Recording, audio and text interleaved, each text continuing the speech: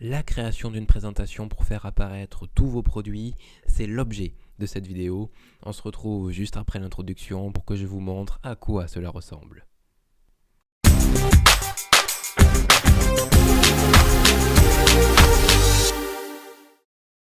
Mais avant de commencer à vous expliquer quoi que ce soit, je voudrais que vous alliez faire un tour sur FrenchTemplates.fr, mon site internet et le site internet du projet French Templates qui va vous permettre de retrouver la boutique, les formulaires d'abonnement et toutes les formations sur Udemy.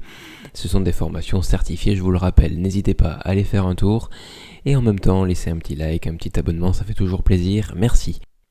Regardez avec moi, nous allons créer 3 diapositives aujourd'hui ensemble et ces 3 diapositives pour votre auditoire ne ressembleront qu'à une seule et même diapositive. Pourquoi ? Parce que comme vous le voyez là où se trouve mon curseur, nous allons utiliser la transition morphose. Cette transition qui permet de créer tout un tas d'effets exceptionnels va permettre, lorsque vous cliquez sur les curseurs qui se trouvent à droite et à gauche de vos présentations et de vos diapositives, de faire défiler les stylos et vos produits que vous aurez décidé de présenter. Je vous montre, pour que cela soit plus clair, à quoi cela ressemble en grand écran. Vous avez donc tout un tas d'informations, un design avec le mot product en nombre à l'arrière-plan et une barre ici qui va défiler selon le nombre de produits que vous avez choisi de présenter. Ici j'ai donc mes 3 stylos et lorsque je clique sur la flèche ici en bas, ces stylos s'animent grâce à la transition morphose. Celui qui était au centre passe en haut à droite et celui qui était en haut à droite passe tout simplement en haut à gauche. Et je peux faire ça jusqu'à mon 3e stylo et je peux revenir en arrière.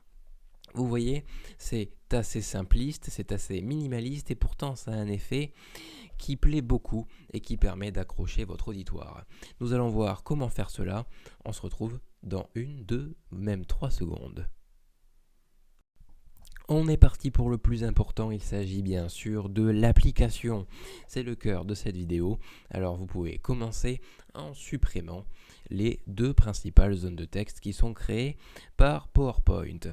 Si jamais vous avez du mal à créer des zones de texte et toutes les choses simples dans PowerPoint, je vous le dis tout de suite, cette vidéo ne sera pas faite pour vous car je ne vais pas prendre le temps de faire toutes ces fonctions simples dans PowerPoint car cela serait bien sûr beaucoup trop long. Si cela est donc compliqué pour vous, vous pouvez taper tout connaître sur PowerPoint dans la barre de recherche Udemy, le site udemy.com, et vous tomberez sur ma formation certifiée qui fait partie des 80 meilleures formations françaises et qui est sélectionnée dans le programme Udemy for Business. Elle sert donc à former des employés de Apple, Adidas et Nike à aujourd'hui. Voilà. C'est dit, vous pouvez donc aller dans l'onglet Conception, une fois que vous avez enregistré toutes ces informations, cliquez sur la petite flèche Autre, Couleurs, et sélectionnez la palette de couleurs Nuance de gris. À partir de maintenant, vous allez pouvoir créer un arrière-plan superbe en faisant clic droit et mise en forme de l'arrière-plan. Vous pouvez cliquer sur remplissage dégradé et là dans dégradé prédéfini, vous allez pouvoir choisir le dégradé qui part du coin inférieur droit au coin supérieur gauche. Vous allez faire type radial et vous allez choisir le premier point de dégradé, le mettre en couleur et faire en sorte que cette couleur soit la deuxième plus foncée de votre deuxième colonne, choisir votre deuxième curseur et prendre le noir basique qui se trouve sur la deuxième colonne. Vous pouvez re-regarder cet extrait de la vidéo si cela n'a pas été assez clair pour vous. On va tout de suite continuer en créant une zone de texte. Alors oui, je viens de dire que nous ne le ferions pas, sauf celle-ci car elle est particulière. Vous pouvez la créer, vous mettre en majuscule et écrire product ou produit si vous tenez que cela soit en français. Vous pouvez justifier le tout au centre et choisir la police Lato Black. Si cette police, vous ne la possédez pas sur votre ordinateur, vous pouvez la télécharger sur le site web FrenchTemplates.fr. Vous pouvez agrandir le mot product pour qu'il prenne toute la largeur de votre diapositive en taille 166 normalement. Et vous pouvez le mettre au centre de votre diapositive. Lorsque les 2 curseurs sont affichés, c'est qu'il est bien au centre, vous pouvez le relever légèrement.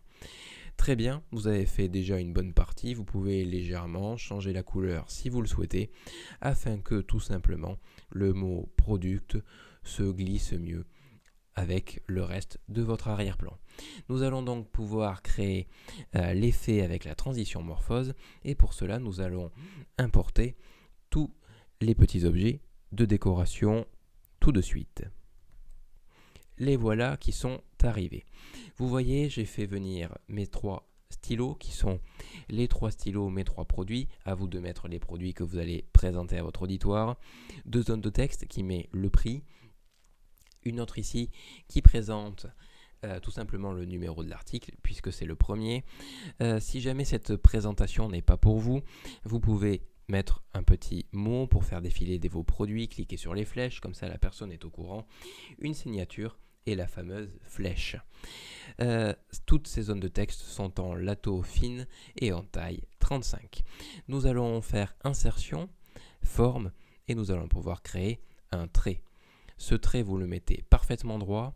Nous pouvons faire en sorte qu'il soit quasiment de la même couleur que l'arrière-plan, mais qu'il se remarque quand même à l'œil. On clique sur contour lorsque l'onglet format de la forme est ouvert. On fait épaisseur et on peut sélectionner 4,5 points. Ce trait, on va faire en sorte qu'il soit parfaitement au centre. Pour ça, dans l'onglet format de la forme, qui, je le rappelle, n'est ouvert que lorsque vous avez sélectionné votre trait,